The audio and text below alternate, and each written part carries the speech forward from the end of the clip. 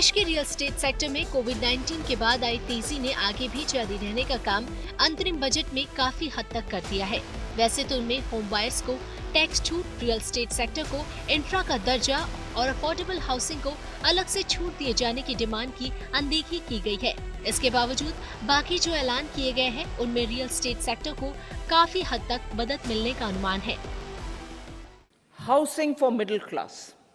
Our government will launch a scheme to help deserving sections of the middle class, and I quote from Honorable Prime Minister's words, living in rented houses or slums or chawls and unauthorized colonies, unquote, to buy or build their own houses. जैसे जैसे connectivity बढ़ती है वैसे वैसे real estate में investment के scope भी काफ़ी बढ़ते हैं और रियल एस्टेट मार्केट भी अच्छा ग्रो करती है। वैसे रूरल एरियाज़ के अंदर जैसे 2 करोड़ हाउसेस बनाने की बात है, तो इससे जो एक गैप है अर्बन एरिया और रूरल एरिया में, वो भी कहीं हद तक फिल होता नजर आएगा। इस बार के बजट में हाउसिंग फॉर ऑल से जुड़े 2 बड़े ऐलान किए गए हैं। इनमें पहला है पीएम आवास योजना ग्रामीण के तहत अगले 5 साल में 2 करोड़ घरों का निर्माण किया जाना और दूसरा है मिडिल क्लास को किराएदार से मकान मालिक बनने के लिए एक नई योजना लाने का भरोसा देना।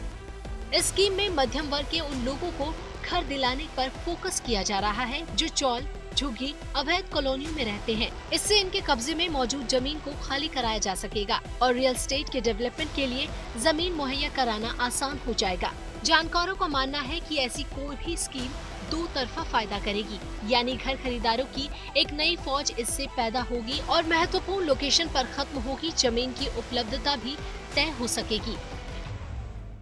बुनियादी ढांचे पे जो बड़े खर्चे की बात हो रही है उससे रियल एस्टेट को बढ़ोतरी मिलेगी और ये बात तय है कि व्यवसायिक और कमर्शियल या रिटेल रियल एस्टेट में उसकी जो मांग है वो बनी रहेगी। केपेक्स में भी वृद्धि है, उससे भी रियल एस्टेट और बुनियादी ढांचे पे बहुत ही प्रगति रहेगी।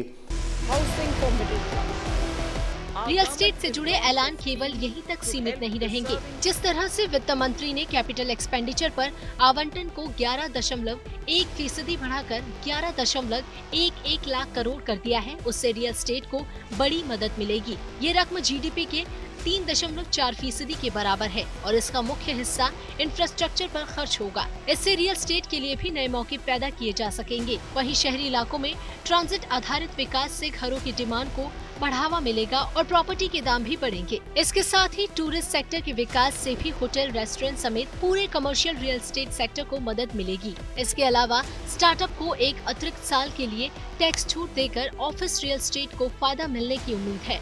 यानी रियल एस्टेट के लिए आने वाले साल काफी शानदार साबित हो सकते हैं।